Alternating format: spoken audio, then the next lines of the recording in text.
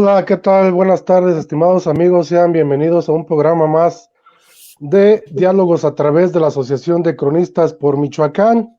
Hoy es el día viernes 26 de febrero del 2021 y hoy cumplimos nuestro sexto programa al aire de este año 2021. Mi querido Ángel Ramírez Ortuño, ¿cómo estás? Muchas gracias por acompañarnos.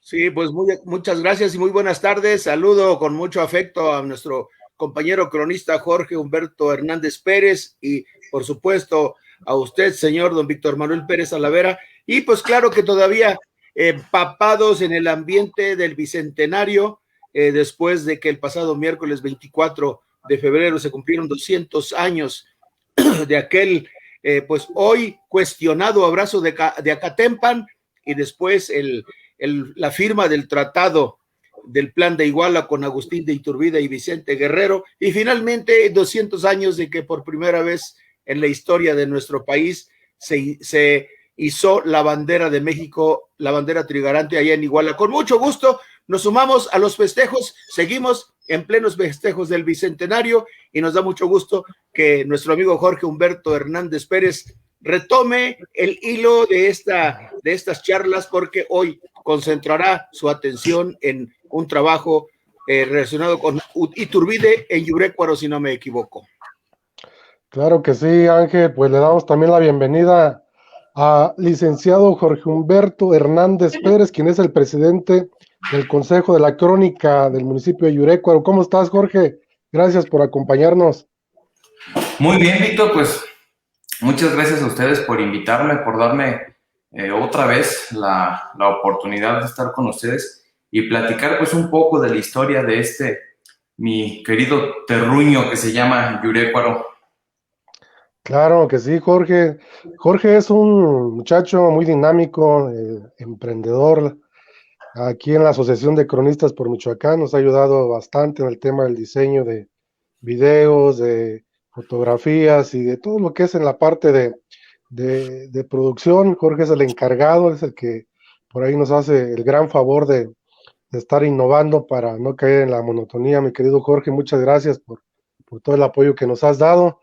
Y desde luego, pues, no solamente eres el presidente del Consejo de la Crónica de Yurécuaro, también eres profesor allá en tu municipio. Cuéntanos cómo es el acercamiento, primero pues de profesor obviamente, pero posteriormente cómo entras al Consejo de la Crónica de Yurécuaro, cómo se conforma, desde qué año estás en el Consejo de la Crónica de tu municipio, Jorge. Híjole, fíjate que soy muy bueno con fechas de 100 años hacia atrás, pero de fechas muy actuales ni me acuerdo, pero bueno, en el 2016, me parece, se conforma el Consejo de la Crónica de aquí del municipio de Yurécuaro. Ya existía un Consejo de la Crónica, pero el entonces gobierno municipal que estaba en turno de 2015-2018, pues lo desmanteló por inactividad y volvió a reconformar un nuevo consejo. Entré yo como concejal y en el 2017, un año después, el que era el entonces presidente del consejo, renuncia por una enfermedad y se hace lo típico, ¿no? La votación, la elección, y resulta que mis compañeros pues me eligieron a mí como presidente del consejo. Y pues hemos estado viniendo trabajando, ya año con año nos caracteriza mucho la cuestión del Heraldo de la Navidad, que ya este 2020 que pasó, pues fue la cuarta edición del Heraldo.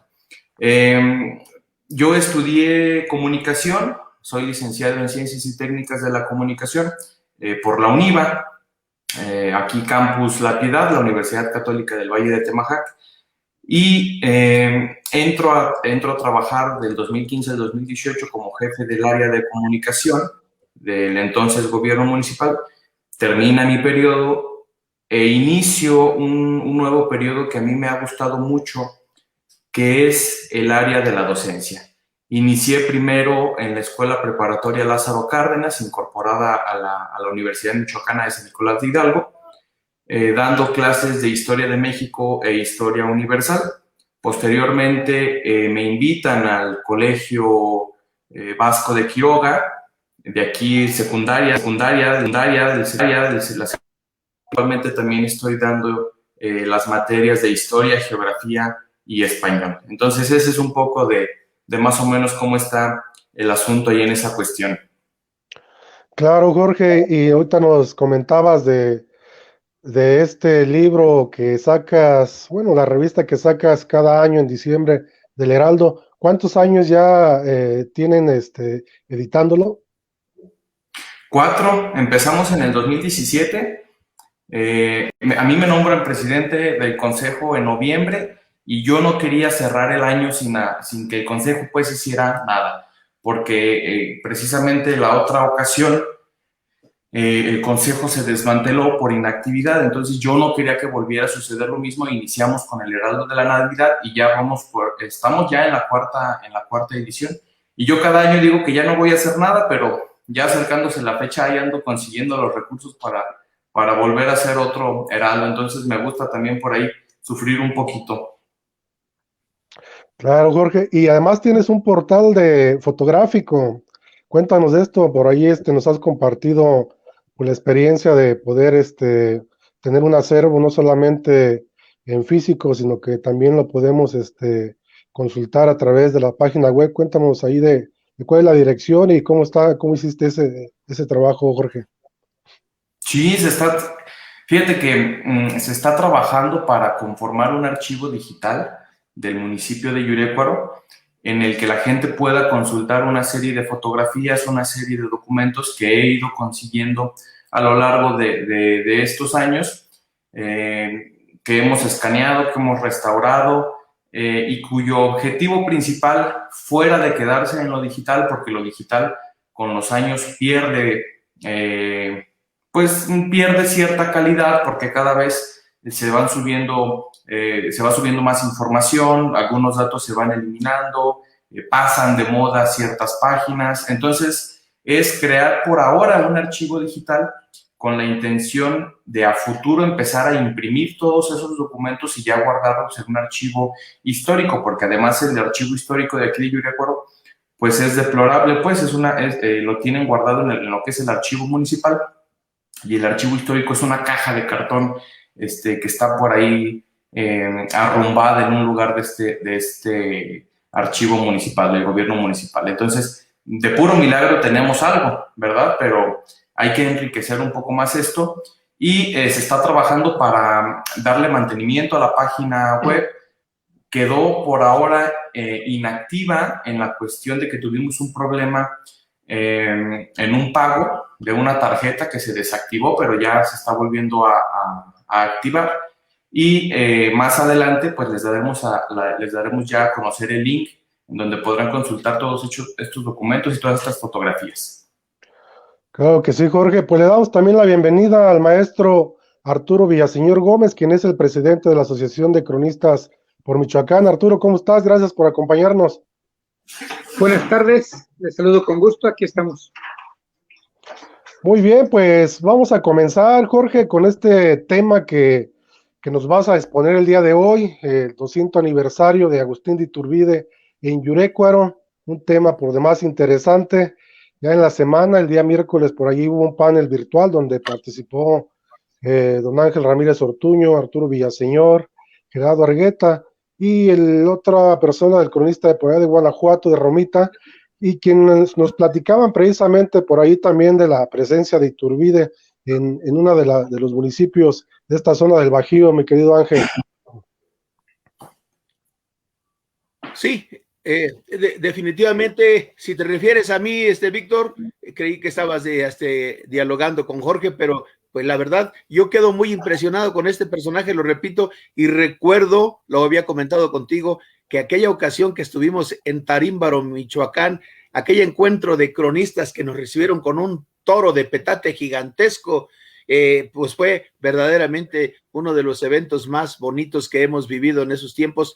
Yo no ubicaba ni siquiera dónde era Tarímbaro, está a tiro de piedra, ahora sí que a tiro de escopeta, como decían los españoles, pero en una de esas salidas, en un descanso, nos llevaron a un lugar muy bonito a las afueras de la ciudad. a una parte campestre y conocimos un edificio antiguo, un edificio colonial, y se nos explicó, el edificio estaba prácticamente renovado, estaba flamante, parece ser que lo había rehabilitado el INAH o el gobierno federal, y para sorpresa nuestra nos platicaron que ahí era una propiedad de don Agustín de Iturbide, un personaje fascinante en el que yo pues le digo a Jorge que yo considero pues que hay una injusticia histórica o tal vez injustificada o justificada, pero al igual que Porfirio Díaz, son nombres que están como satanizados, personajes que dejaron una huella en la historia de México, brillaron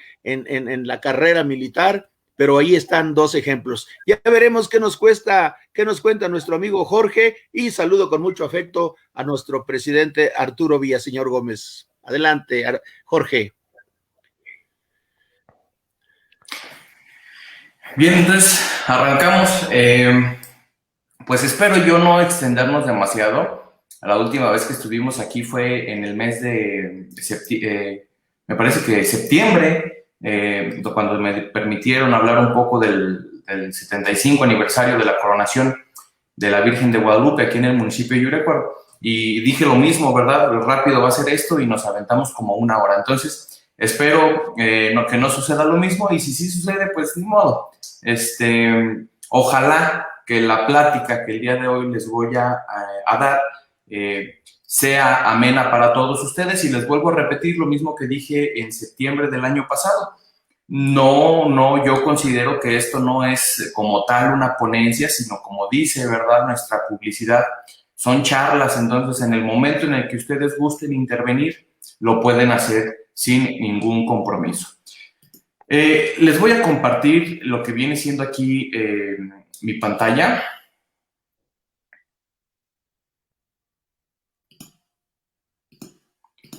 Me avisan cuando ya se vea, por favor.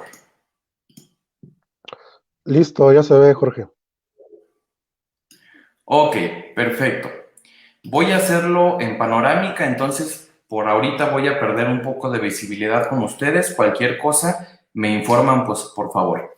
Bien, yo más que hablar de este personaje, de Agustín de Iturbide, que como bien decía el maestro Ángel, pues sí, efectivamente es un personaje que se encuentra entre la sombra y la luz, entre gente que lo defiende y gente que lo ataca, pero pues sea como sea, es un personaje de la vida política del país, es un personaje que llegó a consumar la independencia de México, que por ahí estaba un poco trabada, que fue quizás vio una oportunidad y la tomó, pues eso también es una realidad.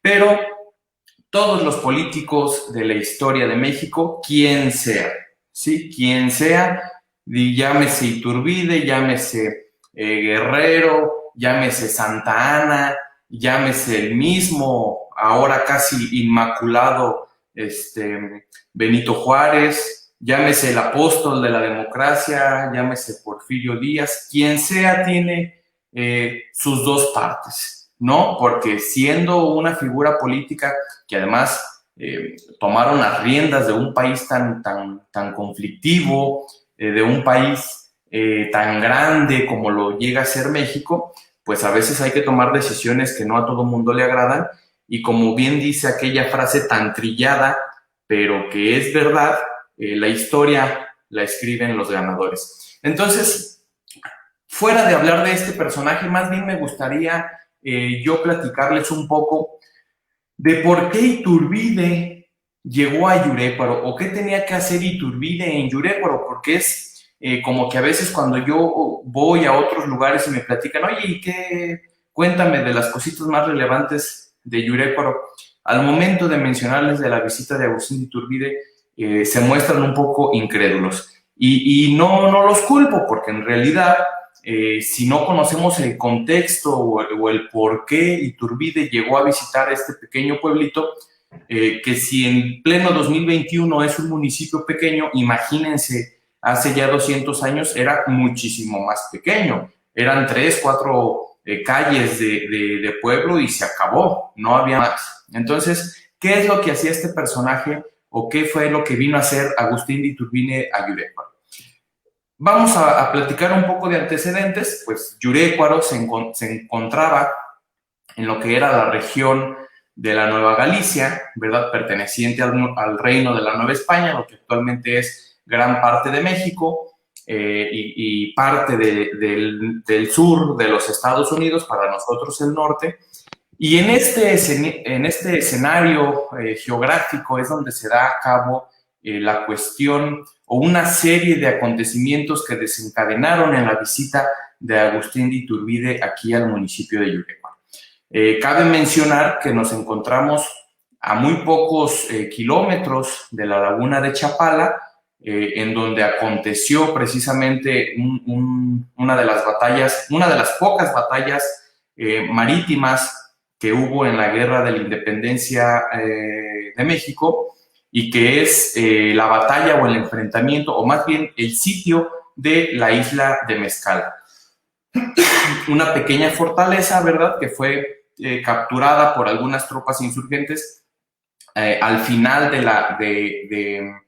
cuando se da el enfrentamiento de la batalla del Puente de Calderón. Pues los remanentes del ejército de Hidalgo, algunos de ellos van y se refugian en la isla de Mezcala, y durante mucho tiempo, o durante el tiempo que duró el sitio de la isla, pues muchos insurgentes fueron a llegar precisamente a este lugar. Y nuestra historia comienza el 25 de enero de 1816, ¿sí? ¿Qué pasó el 25 de enero de 1816? Pues aquí a Yurécuaro llega el famoso padre José Antonio Torres, que no hay que confundir con el amo Torres, que son dos personajes diferentes. El padre José Antonio Torres se movió un poco más en la región norte del estado de Michoacán y un poco más lo que viene siendo en el estado de Guanajuato. De hecho, su residencia o el lugar en la que él estaba o él se defendía era en el Fuerte de los Remedios, que ahorita más adelante vamos a platicar un poquito de este fuerte, de esta fortaleza. Y entonces la noche del 25 de enero de 1816, el padre José Antonio Torres llega con un grupo de insurgentes a atacar al pueblo de Yurécuaro. Cabe destacar que el pueblo de Yurécuaro ya estaba bajo sitio 3 días antes, porque Yurécuaro curiosamente estaba fortificado, ¿sí? Estamos hablando de una muralla muy pequeña que se construyó para defender el paso precisamente hacia la Barca, hacia Guadalajara, en el que se levantó una muy pequeña fortificación a cargo del teniente coronel Juan Manuel Pesquera. Él era quien estaba a cargo de la defensa o de la pequeña fortificación del pueblo de Yurécuaro. De hecho, aquí en Yurécuaro, en lo que viene siendo la zona centro, aún hay una colonia que antiguamente se le conocía como la muralla, porque se dice, o dicen los relatos orales, que para aquel lugar, ¿verdad?, todavía por ahí en los años 30, 40 existían vestigios de lo que parecía ser una muralla que no pertenecía ni a una casa ni a una hacienda, sino que estaba ahí nada más única y sencillamente abandonada, y que con el tiempo los pobladores fueron desmantelándola pues para construir sus propias casas. Inclusive aún hay una tiendita muy famosa de abarrotes en donde venden unas tortas planchadas muy buenas, que la tiendita de abarrotes se llama La Muralla, ¿verdad? Porque hacia allá quedaba ese remanente.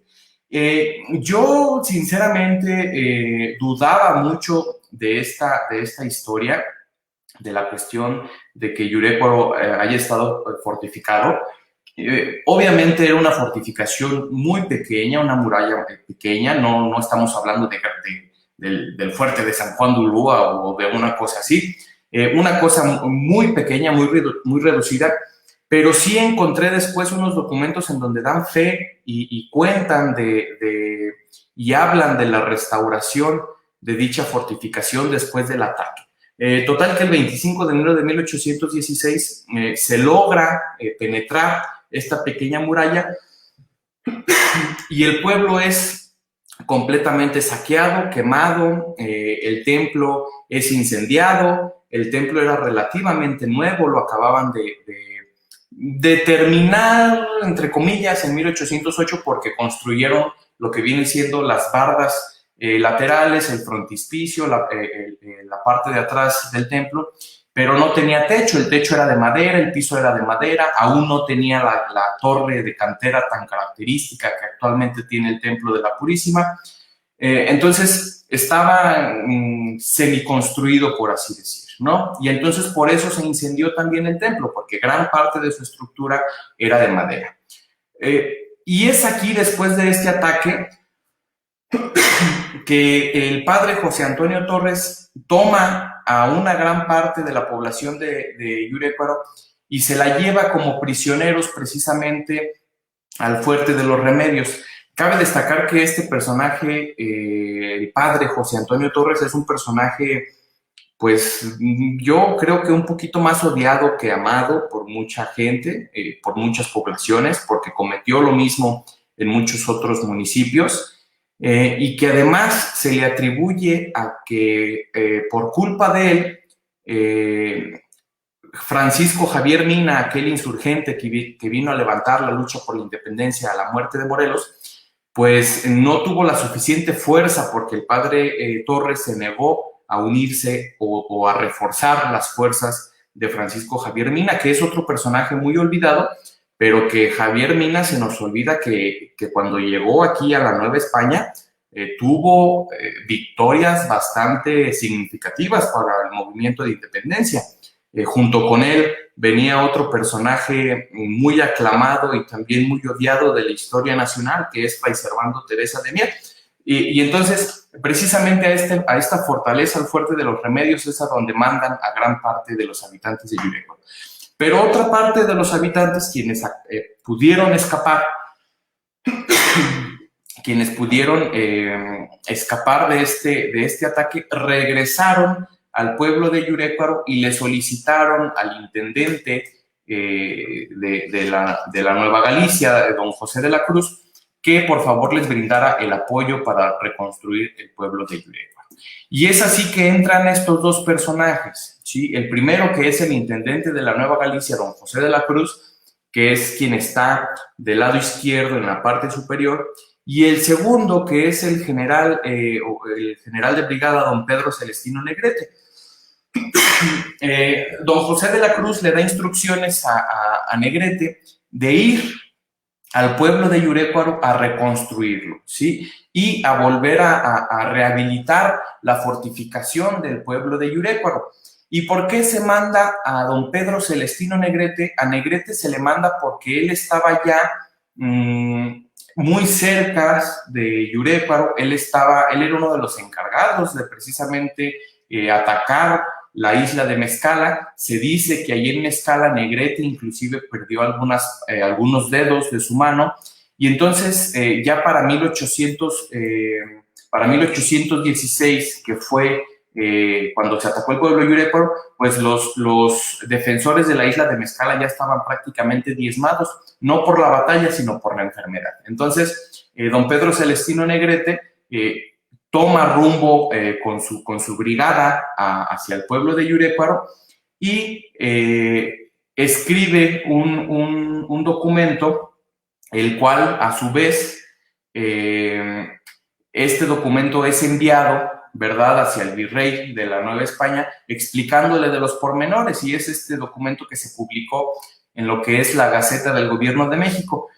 Quiero entender, a menos que esté equivocado, que la Gaceta del Gobierno de México era algo así como lo que es ahora el diario oficial.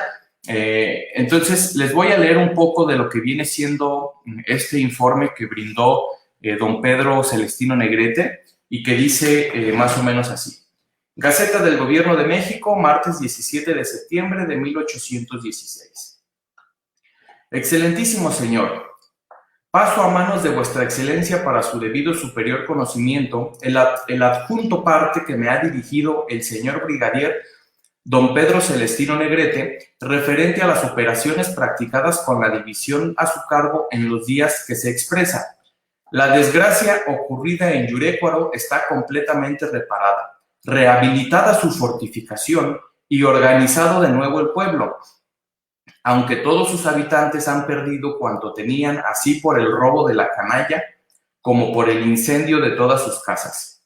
Hemos enviado armas y municiones y hemos dispuesto por la gravísima necesidad y suma pobreza en la que todos han quedado, que se mantengan exentos de impuestos de la Real Hacienda. El muy preciso tiempo hasta que se reponga un poco y volver a contribuir para sostenerse como antes lo hacía. Dios guarde a vuestra excelencia muchos años, firmado en Guadalajara el 21 de febrero de 1816, excelentísimo señor José de la Cruz, al excelentísimo virrey de la Nueva España. Entonces, este parte que manda don José de la Cruz al virrey es el 21 de febrero de 1816, o sea, que prácticamente a un mes del ataque al pueblo de Yurécuaro, lo reconstruyen por completo. ¿Y por qué lo reconstruyen? A veces me preguntan, oye, esto como que lo reconstruyeron en prácticamente un mes, como por arte de magia, es casi imposible. La cuestión es que no, o sea, recordemos que Negrete llevó una división militar. Una división militar está dentro de la cuestión militar, una división, pues considero yo que es una de las más grandes ramas que tiene un ejército. Está compuesta por en la actualidad está compuesta por casi 10,000 hombres. Dudo mucho que Negrete haya llegado con 10,000 hombres, pero con que haya llegado con 1,000, 1,500, fácilmente reconstruían el pueblo de Yurécuaro, porque además era un municipio muy pequeño. Y no debemos de olvidar, porque a veces se nos olvida, que todos los soldados de aquella época, ¿sí? del 1800, estamos hablando del siglo XIX, estaban entrenados no solamente para el combate militar, sino también para armar y desarmar un campamento en cuestión de horas. Dentro de una división militar había médicos, había ingenieros. Los ingenieros eran aquellos encargados de rehabilitar estas empalizadas que protegían el campamento, de construir puentes, de rehabilitar puentes si se habían destruido. Entonces, era toda una estructura que estaba a cargo de Negrete. Y esto es importante porque Negrete sabía muy bien que había hecho un muy buen trabajo, que Yurécuaro era ahora un punto seguro e influiría más adelante en el aspecto, porque recordemos que Yurécuaro estaba fortificado, ¿sí? Es así que el 24 de febrero, ¿verdad? Precisamente lo que comentábamos hace rato, se proclama el Plan de Iguala. Agustín de Iturbide rápidamente va ganando adeptos. Se dice que era un personaje sumamente carismático, era un excelente estratega militar, inclusive es a él a quien se le atribuye precisamente ahí en Morelia, en lo que antes era Valladolid, que el ejército de Morelos se haya destruido unos con los otros, ¿verdad? En la noche, en un enfrentamiento que hubo, y en el caos, Agustín de Iturbide atravesó 2 de estos cerros, que si alguno de mis compañeros, ya sea Víctor o el presidente Arturo, me puede decir el nombre de estos cerros en donde se llevó a cabo este enfrentamiento, se lo agradecería. No sé si conozcan el nombre de este lugar.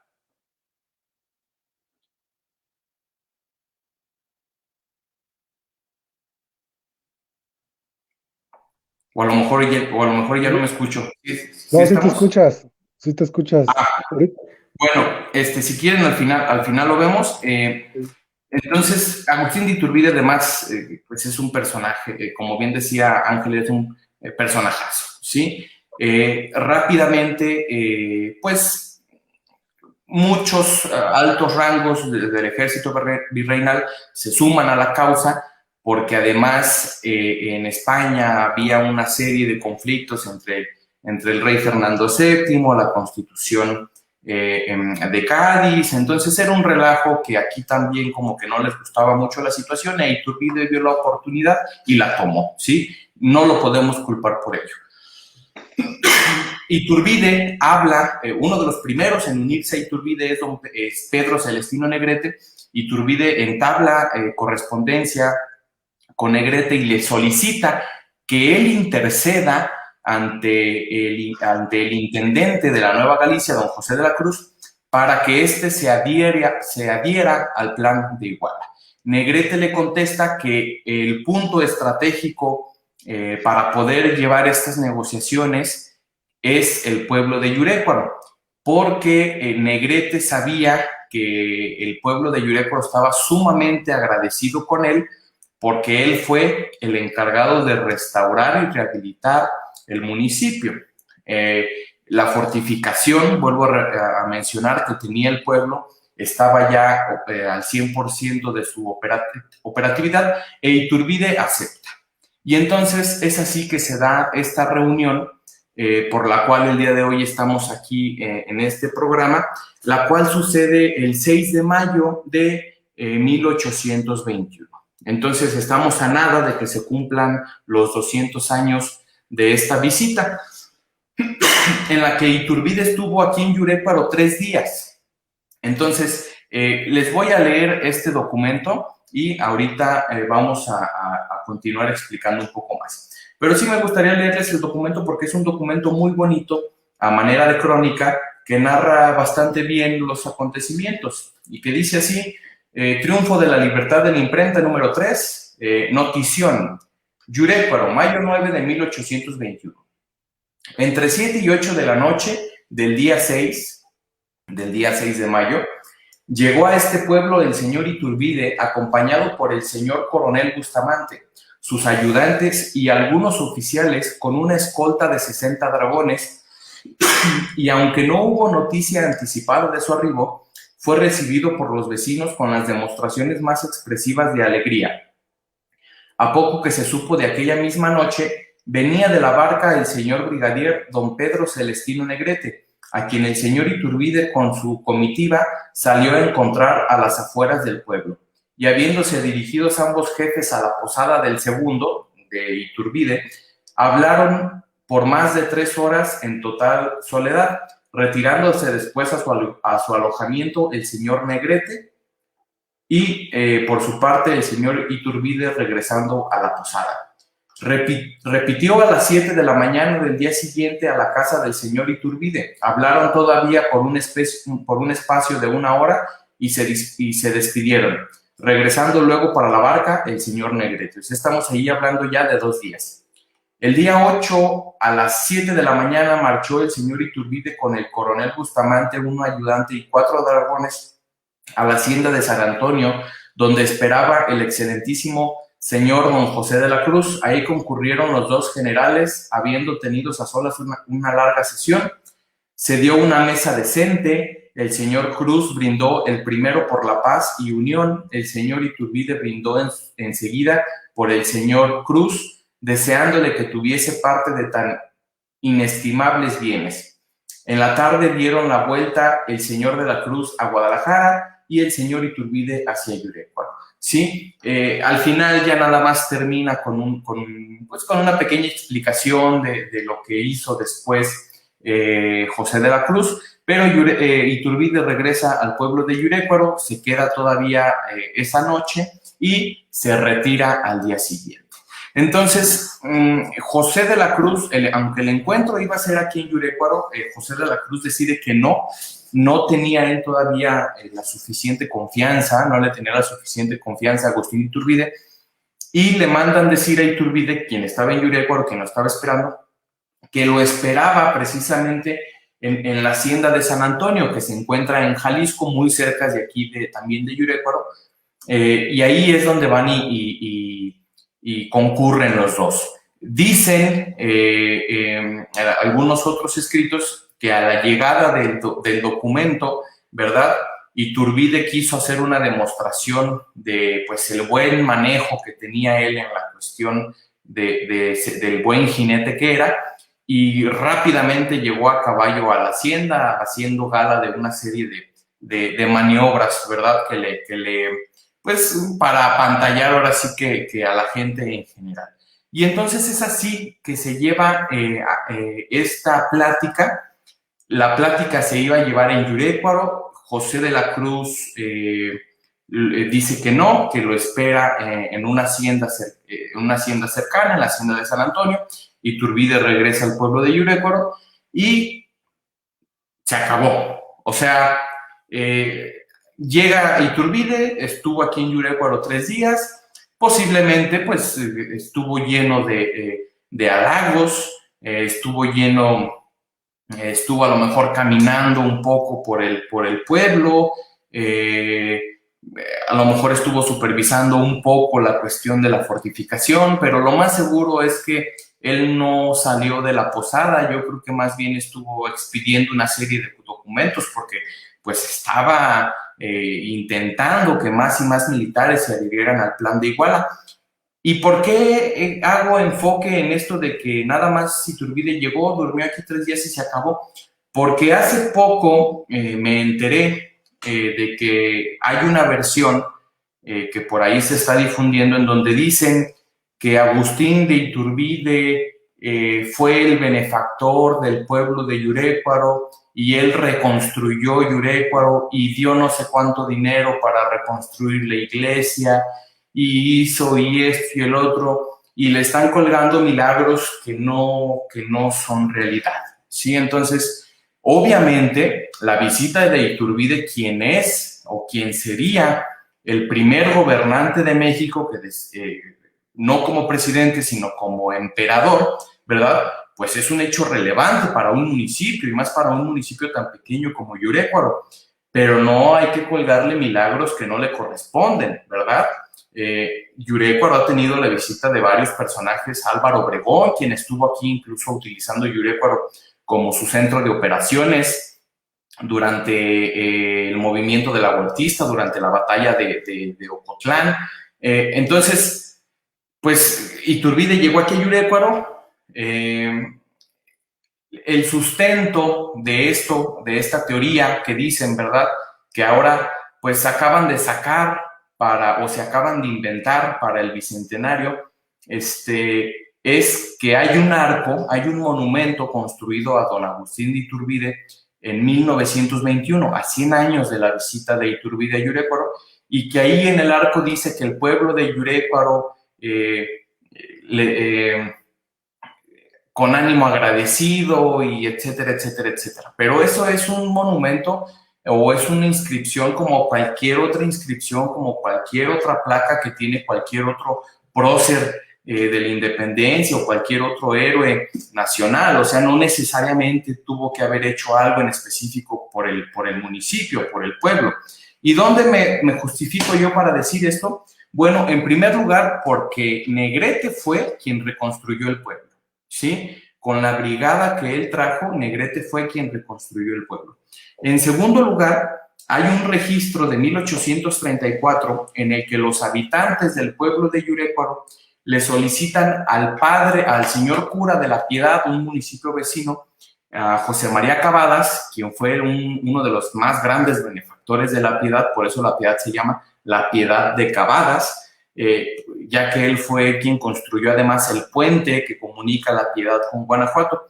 Entonces, al Yurécuaro depender de La Piedad en la cuestión eclesiástica, al ser una capilla dependiente de La Piedad, los pobladores de Yurécuaro el 22 de abril de 1884 le mandan una carta al señor cura José María Cavadas solicitándole dinero, solicitándole recursos para poder rehabilitar y regresarle su dignidad a la parroquia, ¿sí?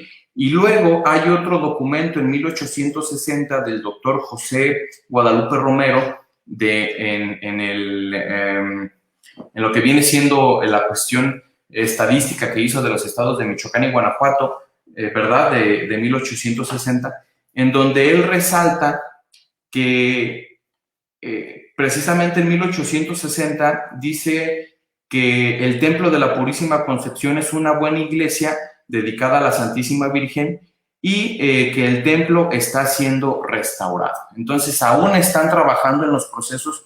Creo yo, esa es una teoría que yo también tengo, la cual me falta confirmar, que en 1860 inicia la construcción de lo que es ahora el famoso torreón o la famosa torre que tiene el Templo de la Purísima Concepción.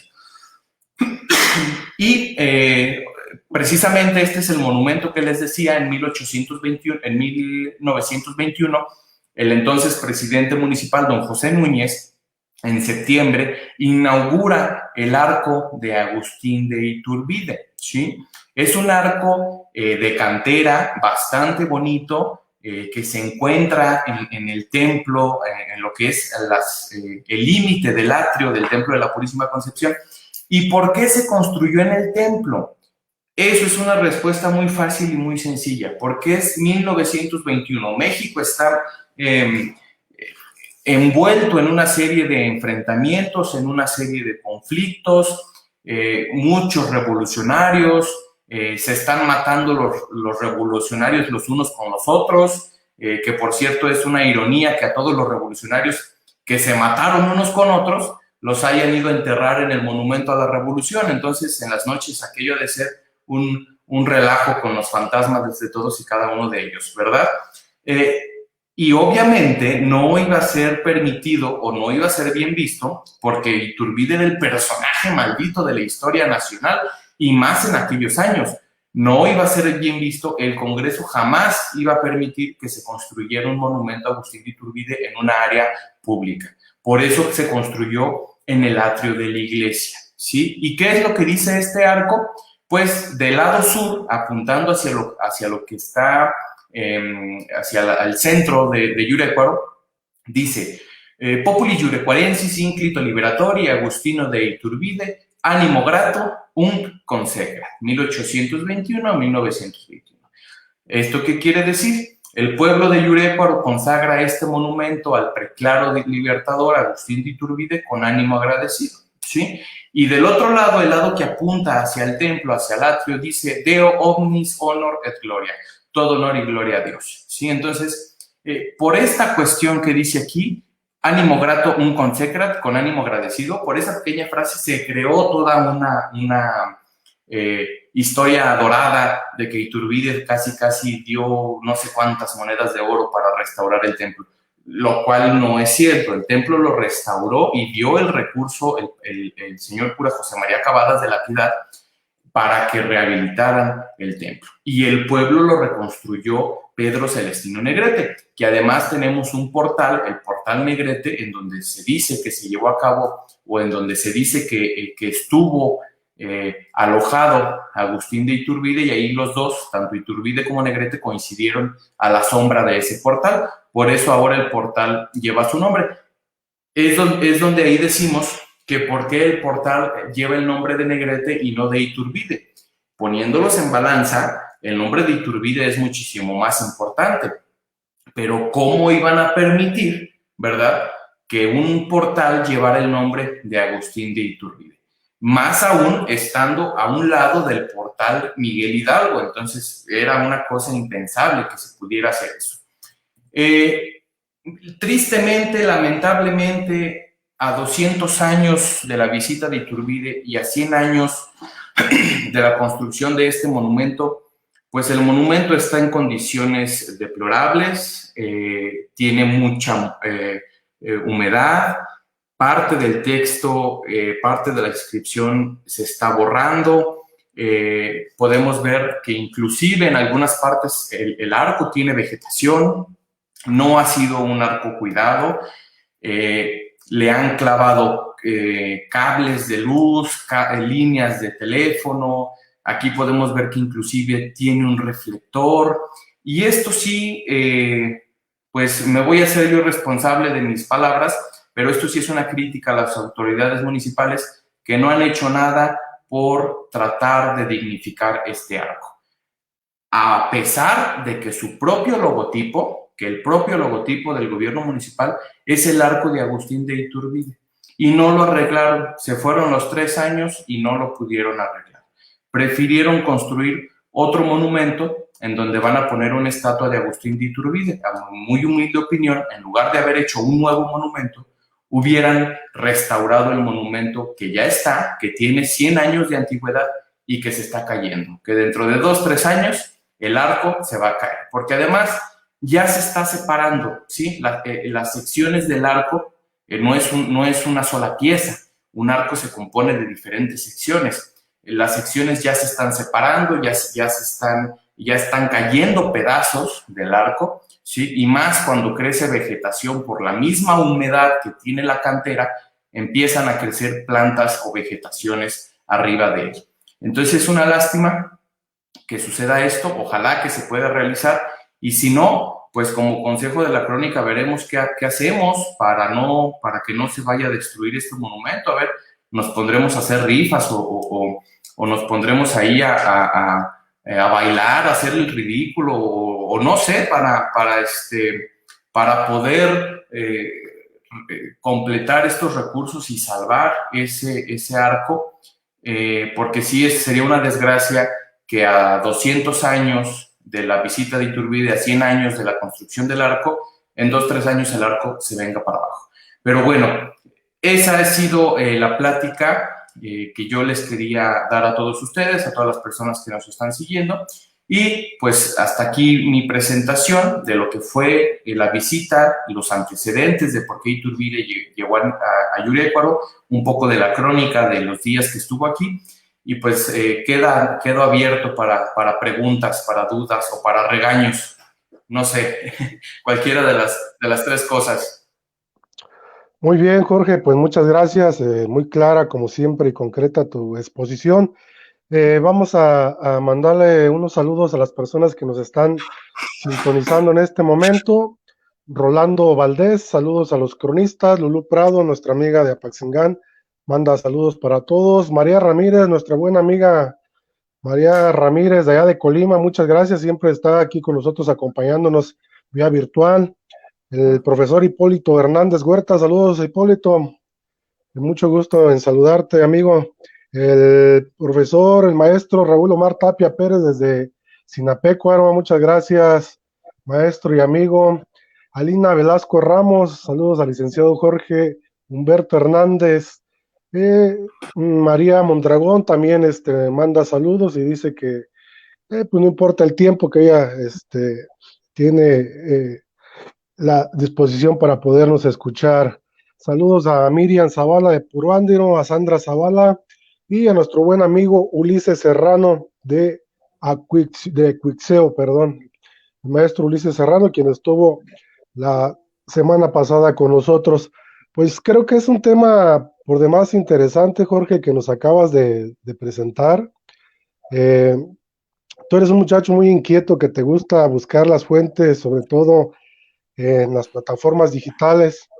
¿Qué es lo que has encontrado en torno a esta investigación en los acervos? ¿En qué documentos historiográficos has consultado también para pues sustentar de alguna manera las hipótesis que estás manejando tú sobre Agustín de Iturbide? Sí, de la crónica de la reconstrucción del pueblo es este documento de la Gaceta de México. Se encuentra en el Archivo General de la Nación, no está en digital, se tiene que hacer pues la solicitud correspondiente por parte del Triunfo de la Libertad de la Imprenta. Se encuentra en el Instituto de Estudios de México, que me parece que es de la Fundación Carlos Slim. Ahí es donde se encuentra el documento. Ninguno de los dos documentos tuvieron un costo alguno, me los facilitaron bastante bien. En el AGN, pues ya todos conocemos un poco cómo son en el AGN, tardan un poquito, pero al fin y al cabo cumple con lo prometido. En el otro, en el de los Estudios de México, el de Carlos Slim, muy atentos, rápidamente entregaron el documento. Por ahí la otra vez, dentro de los links que nos compartió Olimpia, me parece, sí. Fue quien nos compartió algunos. Encontré ese que me faltaba, el del doctor José Guadalupe Romero. Afortunadamente todas estas plataformas digitales tienes la fortuna de que le pones Yurecuaro o pones algún nombre en específico y te manda directamente a la obra en donde aparece o se menciona este municipio. En la carta escrita a José María Cavadas, la carta se encuentra en el archivo de La Piedad, Michoacán. Entonces, todos estos, Lucas Alamán menciona un poco la reunión en su libro de Historia de México, la menciona así muy ligeramente. Entonces, todos estos documentos son documentos claramente consultables, que en el momento de que una persona me diga, oye, ¿de dónde sacaste esta información? Está en tal lado, está en tal lugar, hazle así y la puedes consultar fácil y rápidamente. Entonces, las plataformas digitales son muy buenas precisamente para conseguir esto, tanto del AGN como de más ahora en tiempos de pandemia. Pues estos documentos yo ya los había solicitado desde el año pasado, precisamente que como estamos en tiempo de pandemia, pues tenemos un poquito más de tiempo en algunos aspectos para dedicarnos a solicitar todos estos documentos. Claro que sí, Jorge. Ángel Ramírez Ortuño, pues muy interesante la temática que nos acaba de presentar nuestro amigo Jorge sobre este personaje, Agustín de Iturbide. ¿Qué te pareció?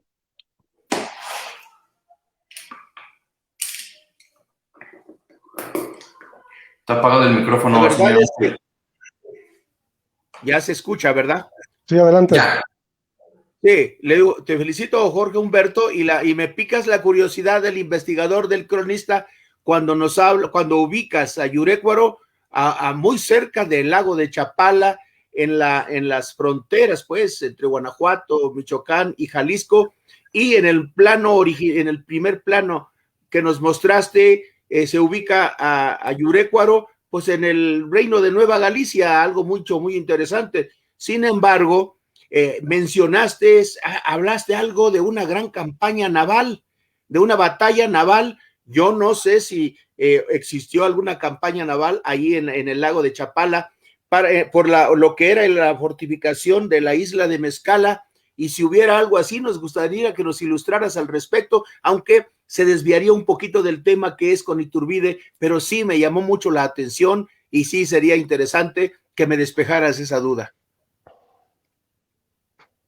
Sí, es una cosa muy curiosa lo de la isla de Mezcala. Hay muchas versiones. Se maneja, lo que sí es cierto es que el intendente don José de la Cruz, pues en su desesperación por no poder tomar la isla, manda a traer del puerto de, me parece que es Nayarit, creo, espero que no me esté equivocando, manda a desmantelar unas pequeñas embarcaciones, ¿verdad?, para poder montar sobre ellas algunos cañones y poder bombardear más de cerca la isla, porque pues, los cañones no tenían el alcance para atacar desde la costa. Entonces mandan traer estos, desmantelan los barcos, los vuelven a armar en la laguna de Chapala, pero no tuvieron el éxito esperado porque además la laguna de Chapala es irregular, o sea, tiene muchos bancos de arena. Entonces de repente se atoraban, cuando lograban de hacer por ahí un trazo, ya el banco había desaparecido y había aparecido otro en otro lado por las corrientes. Entonces, se considera como batalla naval porque participaron estos tres pequeños barcos, ¿verdad? Pero como tal no se pudo realizar por los inconvenientes que tuvo la superficie precisamente que presenta la laguna de Chapala. Y eso que estamos hablando de hace 200 años, o sea, el agua, la laguna de Chapala todavía era más profunda de lo que actualmente es ahora, ¿verdad? Inclusive en el mapa que les presenté de la Nueva Galicia, la laguna de Chapala aparece como el mar Chapálico. Entonces lo consideraban un mar, ¿verdad? No una laguna ni un lago. No, y es muy interesante lo que me estás contando porque efectivamente el lago de Chapala es el punto intermedio, donde descarga el río Lerma. El río Lerma Santiago descarga en el lago de Chapala, pero de ahí de Chapala, del lago de Chapala, sigue su curso el río Lerma, cruzando largas distancias y justamente va a desembocar allá en el estado de Nayarit por esos rumbos que tú cuentas. Es posible que esas embarcaciones ya desmontadas las pudieron ver subido en lanchones a contracorriente, el río arriba del río Lerma, como sucedía antiguamente también acá en el río Balsas de Michoacán. Ahí queda ese apunte muy interesante y queda para la historia, Jorge, muy interesante. Muchas gracias, señor Ángel. Arturo Villaseñor, tu comentario sobre el tema. Gracias. Primero, pues felicitar a Jorge Humberto Hernández. Y bueno, en cuanto a la cuestión, es muy interesante. Habría que, lo que comentabas del enfrentamiento de Iturbide con Morelos, previo a la Nochebuena de ese año, venía Morelos de Carácuaro, Pétaro, estuvo en Huetamo, llegó a la que es Cruz de Caminos, entró al poblado de Acuitzio, y en las grutas o cuevas de ese pueblo, todavía no era municipio, hasta el 56, mandó moler 200 costales de carbón para pintar a su ejército para atacar en la madrugada, es decir, por la noche. Esta documentación se encuentra en la biblioteca de Apotingán. También lo menciona don Ernesto Lemoine en su libro El cuadro histórico de la Revolución Mexicana. Perdón, el de Ernesto Lemoine es Morelos y la Revolución de 1810. Y don Carlos María de Bustamante, en su cuadro histórico de la Revolución Mexicana, habla esta estratagema de Morelos. Precisamente esa noche mandó, y el documento dice, mandará moler 200 costales de carbón para la pintada que tenemos dicha para atacar la ciudad. Sin embargo, Iturbide interceptó el mensaje, disfrazó a la mitad a un grupo de sus dragones pintados, hizo que se atacaran entre sí los ejércitos de Galeana y los Bravo, sacó rápidamente a su grupo y en el desorden fue desbaratado el ejército más poderoso del Rayo del Sur. Estamos hablando desde ahí, la estrella de Morelos, dice textualmente Ernesto Lemoine, declinaría y ya no sería el gran héroe. Parte huyendo a Puruarán, donde es alcanzado, es tomado prisionero Matamoros y después fusilado en el portal del Eche Homo, aquí en la ciudad de Valladolid, frente a la Plaza de Armas, en un teatro muy famoso y polémico por la tardanza de su construcción e inversión actual que se hizo. Eso sería el apunte en cuanto a lo que comentabas de Iturbide, que venció en una batalla importantísima al generalísimo Morelos. Y bueno, me surgen muchos comentarios ya en torno a Iturbide, ¿no? Comentarios que no pude hacer en la sesión del miércoles por el micrófono que estaba fallando desde mi recepción. Sin embargo, yo hablaría un poco de los antecedentes generales en un par de minutos. Es decir, ¿por qué surge la guerra de independencia y esta división de criollos en donde unos son realistas y otros van a ser gente que lucha por el movimiento de independencia? Y es el llamado patriotismo criollo, en donde ya en el siglo XVIII nuestros criollos, es decir, los hijos de españoles nacidos en América, no se sienten ya europeos, se sienten parte de esta América septentrional y desechan toda la construcción y el discurso hispanófilo para hablar de un discurso mexicanista. Y ahí tiene, por supuesto, cabida la parte que se refiere a lo prehispánico, a realzar la figura de las grandes pirámides, los héroes, la riqueza, las grandes materiales que tiene este vastísimo continente septentrional. Literalmente Hidalgo y los criollos lo sabían. Y lo más importante, ya no se sentían europeos, identificados ya no con la Virgen de los Remedios. Al contrario, ahora Santa María de Guadalupe, Tonatzin, es la que identifica ese nacionalismo criollo, y de ahí parte en gran medida esa búsqueda por lo que se llama identidades, por lo que se llama conciencia compartida, que es la autopercepción de integrarte, de sentirte parte de una comunidad social, específicamente de un estado, de un país y de un lugar, con una marca referencial espacial concreta, temporal, determinada, y que se forja a sí misma en circunstancias específicas. Es decir, estaban las condiciones dadas para esta separación con la Europa. No voy a hablar de las Cortes de Cádiz, que sería tremendo, un discurso cansadísimo además. Tampoco voy a hablar de las conspiraciones, simplemente me voy a centrar ya directamente en el periodo de la proclamación del Plan de Iguala el 24 de febrero de 1821, donde don Agustín de Iturbide va a adoptar la bandera de las tres garantías, cuyos colores representaban el blanco, la pureza de la religión católica. Nótese aquí el aspecto religioso como único, como elemento de cohesión y unidad. El verde como parte del movimiento de la independencia y el rojo, decíase en ese momento, la sangre española, mestiza, adherida a un impulso libertador, y que el primer emperador mexicano va a acordar celebrar oficialmente a partir de esa fecha el 28 de septiembre como Día de la Independencia en cada una de las ciudades y pueblos mexicanos. Así, con una mezcla de tradiciones religiosas antiguas y con actos políticos modernos, este evento va a ser festejado en todo el territorio con ceremonias. Ese día van a quedar consagradas en el calendario cívico, desfiles militares, discursos y exaltación por esta primera camada de héroes con fiestas populares que va a dar símbolo de unidad y de comunión a los diferentes actores de la población.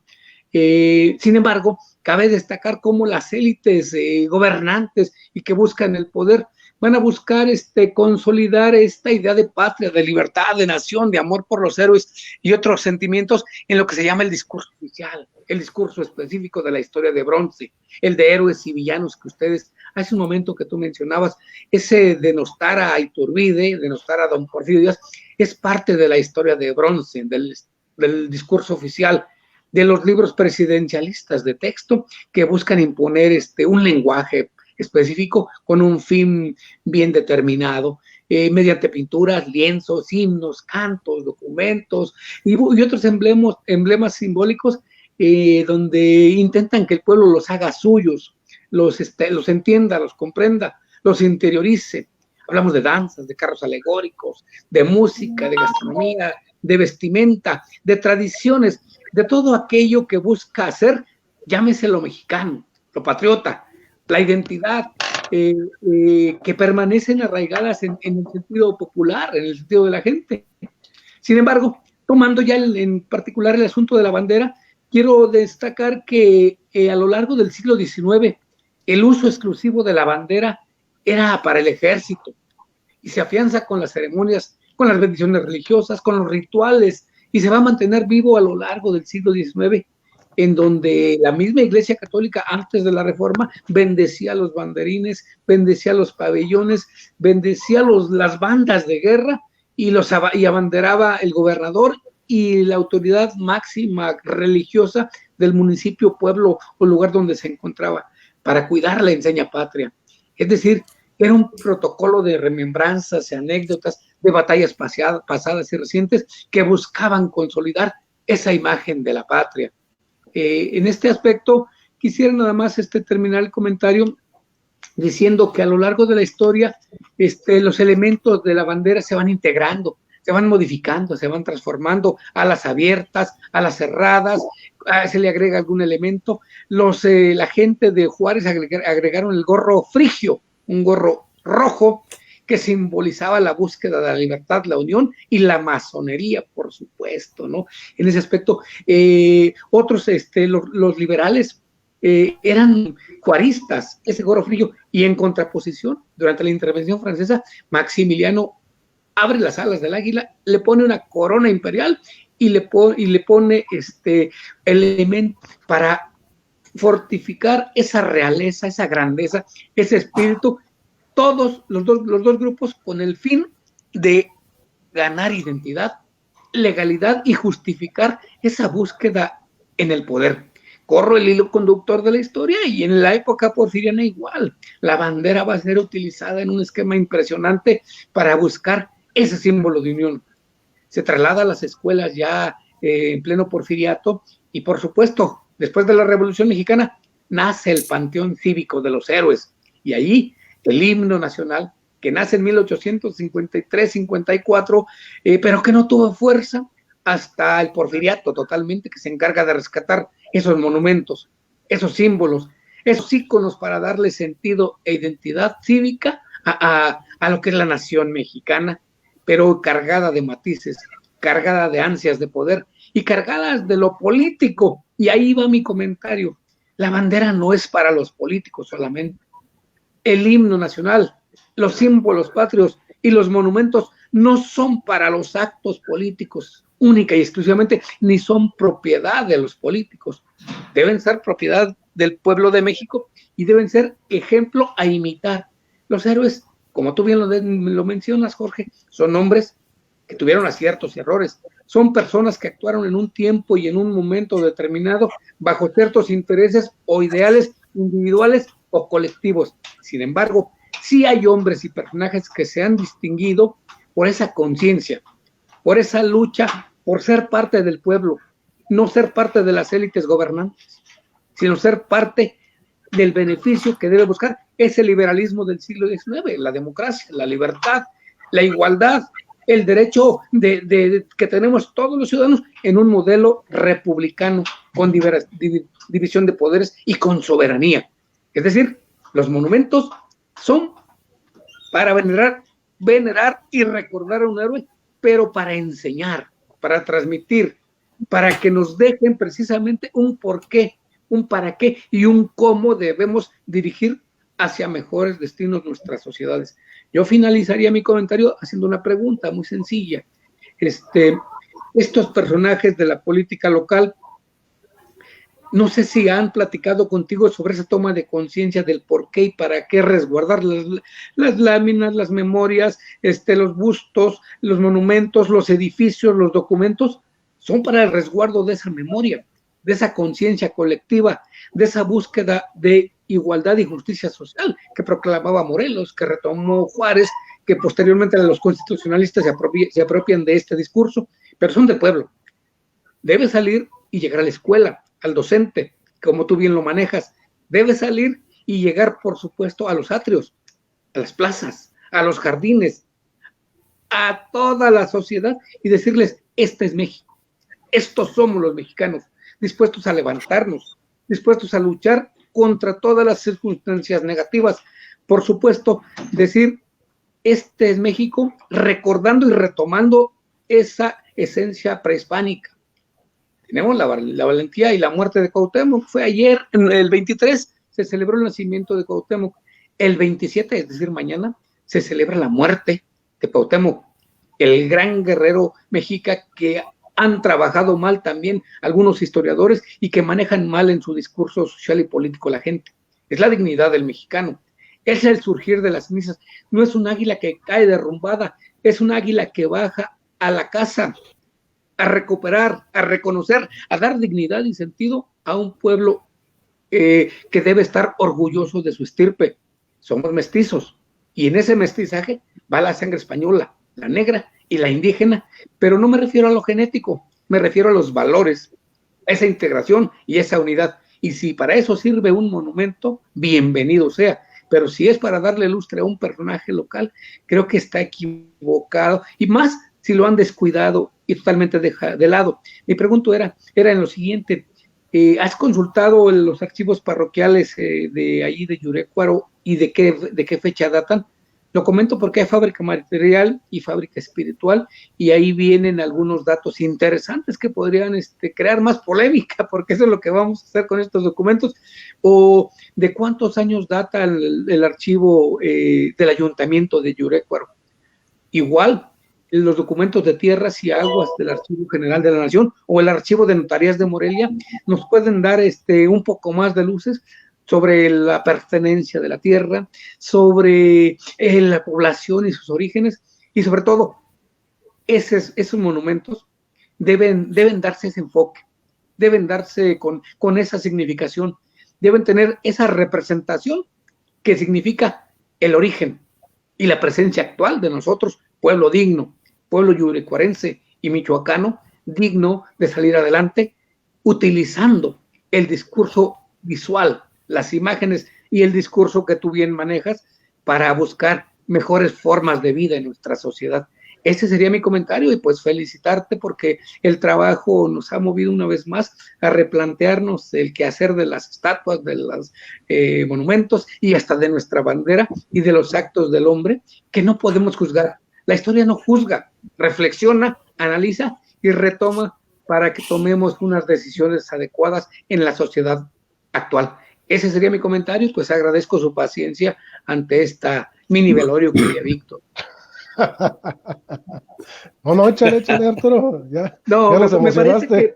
Me parece que nos falta mucho una toma de conciencia, una toma de posición adecuada, pero también es por la falta de lectura, por la falta de conocimiento, por la falta de amor que los docentes en el aula no tienen ahora por la enseñanza de la historia.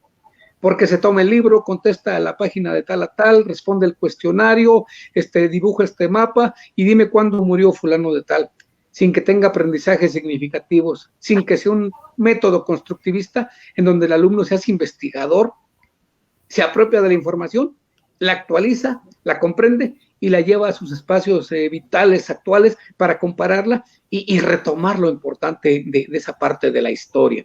Para mí eso sirve, aliada con la sociología, con las matemáticas, con la química, con la física, con la biología, con todas las demás áreas, para buscar entender qué está pasando con México. El porqué de las danzas, las comidas, las fiestas, pues bueno, esa es parte de amar la crónica y de ser cronista. Hasta ahí mi comentario, no sé si tengas alguna aportación sobre esto, Jorge, en el sentido de qué hay en la notaría parroquial de documentos, qué hay en la presidencia municipal, porque eso nos da muchas luces, ¿no? Yo he encontrado muchas respuestas para Cuitzeo en la notaría parroquial. En la presidencia, por desgracia, no las tengo porque en 1970 quemaron los 400 y pico de historia un presidente que la vendió a la cartonera de Morelia. Sin embargo, estamos reconstruyéndola con otros acervos. Se repite la historia. Okay. Pues yo creo que es algo muy común en todos los municipios. Afortunados aquellos cronistas o aquellos historiadores, aquellos amantes de la historia, no solamente un cronista, un historiador, aquellos amantes de la historia, porque al fin y al cabo, pues yo cronista no soy. Soy presidente del Consejo de la Crónica, pero cronista no soy. Historiador tampoco, soy licenciado en comunicación. Pero para allá vas, Jorge, ya andas en eso. Pues, y entonces, primero vámonos con el parroquial. En el archivo parroquial sí hay documentos antiguos que tienen 200 años, poquito más de 200 años. Lamentablemente, ya entré a revisar, le agradezco inclusive tanto al señor cura en su momento, al señor cura que estaba, José Eugenio Belmontes, como al actual señor cura, pero hay únicamente actas bautismales. Toda la cuestión de las reconstrucciones, de las obras, de las cartas, de los dictámenes que pudieran hacer el señor cura, etcétera, etcétera, se encuentran distribuidas entre La Piedad, el archivo parroquial de La Piedad, y el archivo de Tlazazalca, porque Yurécuaro, como parroquia, pues tiene relativamente pocos años, debe de tener algunos 80 años aproximadamente. Entonces, la parroquia... ¿Perdón? Hay que recurrir al lugar donde era la cabecera. Sí, entonces ahí es a donde se recurre, ya sea hacia La Piedad o a Tlazazalca. Y por el lado del archivo municipal, antes estaba sumamente, tenía muchísimos documentos, se han ido desapareciendo con el paso del tiempo, ya sea por el robo, ya sea porque pues de repente algún político en el cargo le gustó cierto documento y lo extrajo, descuidos, yo recuerdo que me tocó ver en el 2015 cómo la entrega del archivo histórico, que fue una bolsa de en una bolsa de basura con los papeles así amarrados. Así se la dieron al secretario, y el secretario después, que estaba después, pues por lo menos ya le quitó la bolsa y la puso en una caja, pero sigue estando en una caja de cartón, ¿sí? O sea, no está bien estructurado, siguen ahí. Creo yo, no he entrado, solicité un oficio para poder entrar nuevamente o solicitar los documentos. Por el momento se me negó por la cuestión de la pandemia, pero creo que ya los tienen un poquito más organizados. No sé, no podría decir, necesito ver, pero muchos de estos documentos, recuerdo que cuando se hizo una organización del archivo, pues muchos documentos históricos estaban ya pegados, ¿sí? O sea, como la humedad los hizo como chicharrones unos con otros, y pues los tuvieron que tirar, otros tenían muy mal olor, hongos, etcétera, etcétera. Entonces, la idea es precisamente tratar de buscar los documentos, las fotografías que más podamos fuera de Yurecuaro, porque aquí no hay nada. Hay muy pocas cosas, la verdad. Casi todo lo que yo he encontrado, casi todos los datos que yo he buscado se encuentran fuera, en archivos fuera de Yurecuaro, y la idea es recopilarlos para una vez teniéndolos, imprimirlos y formar un archivo histórico, pero yo creo que no dejárselo a la presidencia, yo creo que dejárselo, porque son muy descuidados, dejárselo más bien pues a una biblioteca, a la biblioteca pública, que sinceramente son muy organizados en la biblioteca pública de Yurecuaro, o dejárselos inclusive, ¿por qué no? Darle al archivo parroquial también unos, algunas escuelas, algunas preparatorias, o sea, distribuir el archivo histórico de Yurecuaro no nada más en un solo lugar, sino en diferentes puntos, para que no desaparezca con el paso del tiempo. Y me gustaría, yo creo, señor Arturo, con el gran mensaje con el que nos dio, pues hasta ganas nos da de agarrar un fusil e irnos a la guerra. Y dijo usted una frase, que la bandera, los símbolos deberían de ser de nosotros. Yo creo que ahí corregiría. Yo creo que no es deberían de ser, yo creo que son de nosotros. Lo que pasa es que no estamos acostumbrados a tenerlos. Como usted bien decía, lamentablemente en la actualidad el símbolo patrio ya lo vemos como algo político, algo de gobierno, y necesitamos empezarlo a ver como algo del pueblo, como algo nuestro.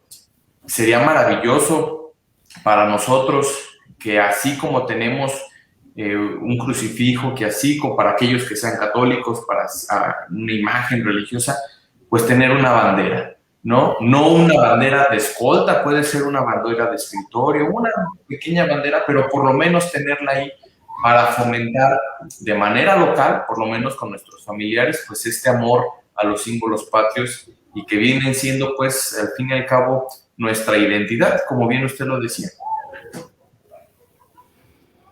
Gracias. Claro que sí, Jorge, no, pues, muy interesante aquí. El maestro Arturo Villaseñor, como dice uno de los comentarios, se apasiona, le gusta la historia. Tenemos ahí saludos, Ángel, ¿los puedes ver? Por supuesto que sí, están por ahí saludando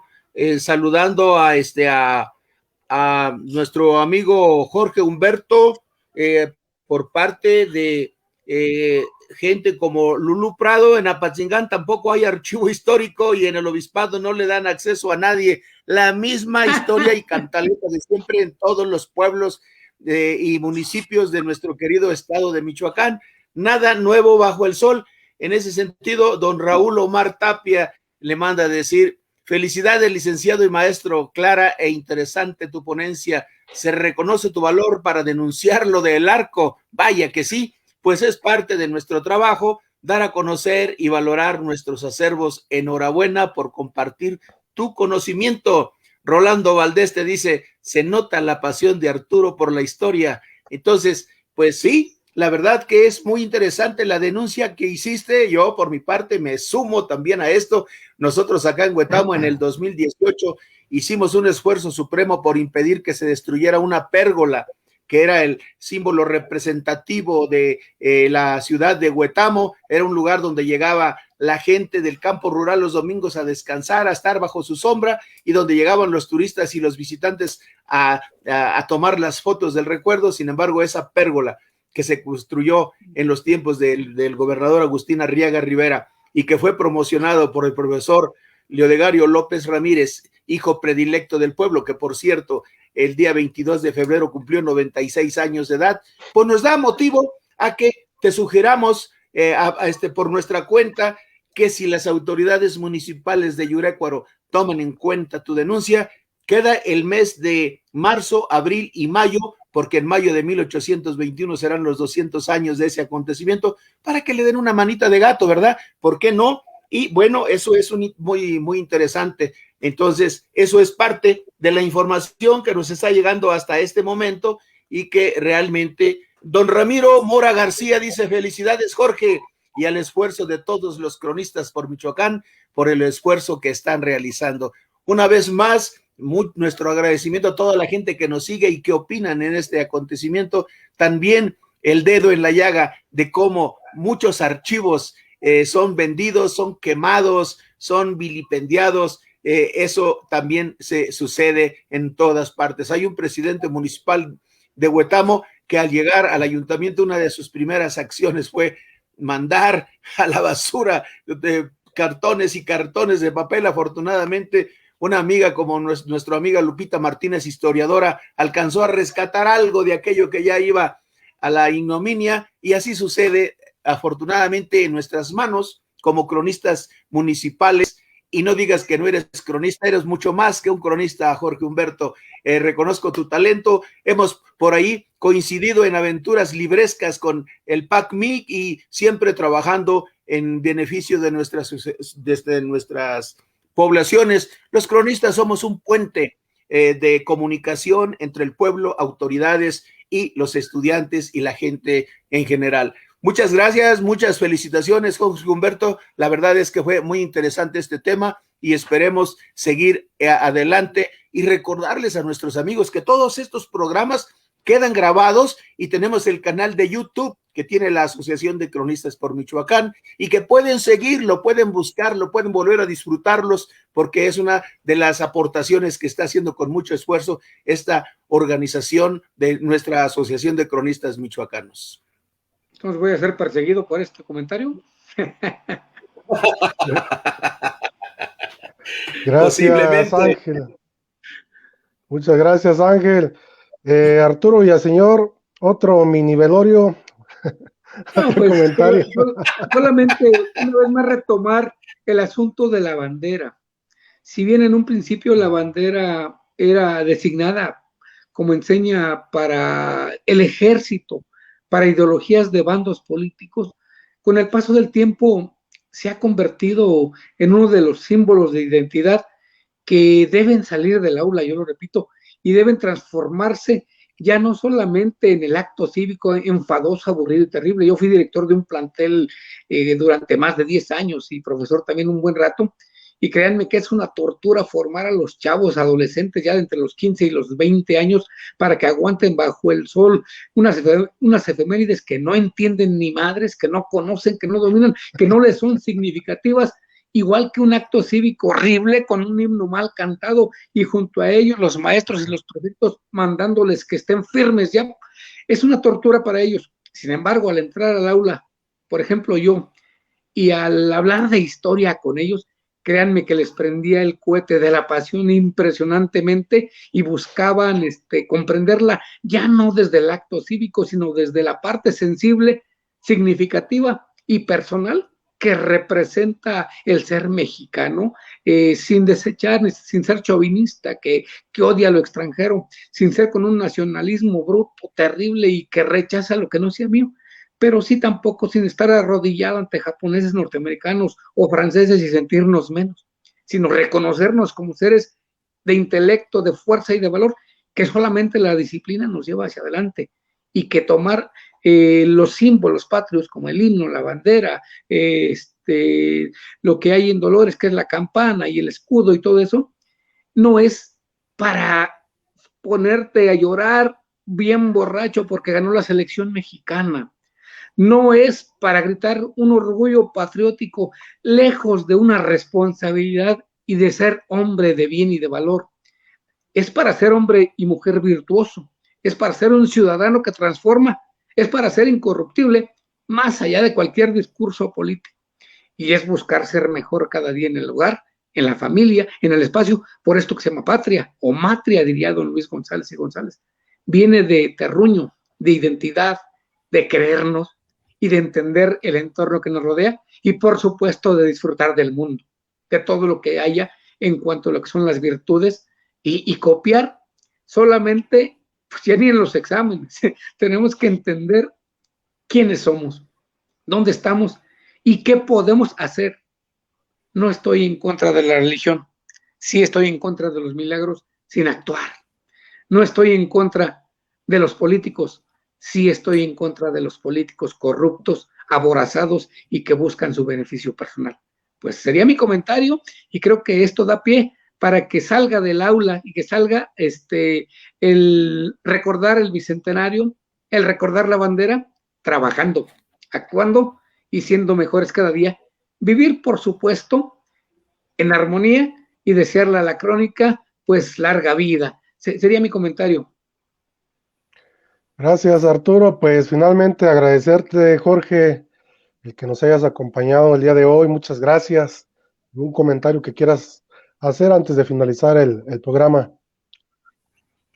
No, muchas gracias a ustedes por el espacio, por la oportunidad otra vez de estar platicando un poco aquí con ustedes. Ojalá se nos siga dando el espacio para platicar un poco más de este municipio, pues tan alejado de la capital, ya que nos queda inclusive muchísimo más cerca Guadalajara que Morelia. Entonces, a veces también se nos olvida un poco esta cuestión michoacana, pero aquí estamos luchando porque se recuerde y porque nos recuerden a nosotros, porque también de repente ya en la capital se olvidan mucho de acá, de estos pueblitos pegados a Jalisco, pegados pues no tanto a Guanajuato, porque se tienen ahí muy cercas a Guanajuato de Morelia, pero sí más pegados hacia el lado de Jalisco. Pues nada más agradecerles por el espacio, por la oportunidad, y estamos al pendientes y seguiremos trabajando para conocer y seguir platicando y sobre todo produciendo, porque si nada más nos dedicamos a ser recopiladores de información, ¿verdad? Que mucha gente se dedica nomás a juntar y a juntar y a juntar y a juntar y a juntar información y no la comparten y nada más para ellos.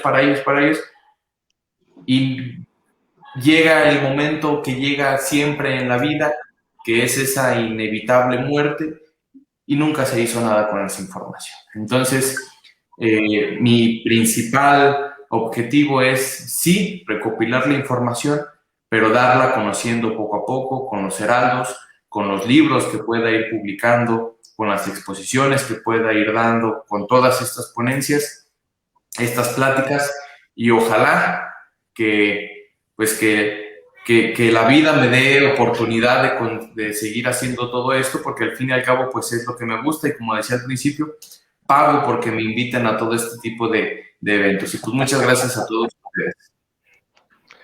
Muchas gracias, Jorge. No, claro que no nos olvidamos de Yurecuar, y sobre todo cuando me tienes que editar videos siempre me acuerdo. Entonces tú no te preocupes. Sí, no te Buenas preocupes, noches, compañeros. Mira, ya nos aventamos 1 hora y media, muy interesante, muy a gusto. Y nada más recordarles que la próxima semana tendremos como invitada a la doctora Beatriz Adriana Gaitán Villalpando, quien nos va a exponer un tema muy interesante: tras las rejas del olvido, protección, corrección y castigo de mujeres nobles y prostitutas arrepentidas. Es un tema por lo demás interesante.